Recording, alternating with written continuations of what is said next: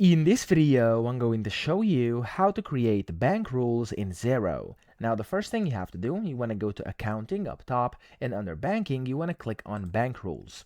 Here, you want to go to the top right and click on Create Rule, and then here you first have to apply a bank rule and then go through these steps. So let's create a sample one over here. It may not make much sense, but I'm just going to show you how to do that. So you have to do either any or all conditions match. I'm going to do any, and the first one is going to be that, for example, amount equals $10 over here, and then of course you can add new ones if you want to, completely up to you. You have to set a contact, so I'm going to do to an existing or new contact, and I'm just going to pick one of these on the list over here. For example, we're going to do Bank West. Now I do have some demo data in here. As you can see, I'm on the demo company, so this is just some like sample tutorial data.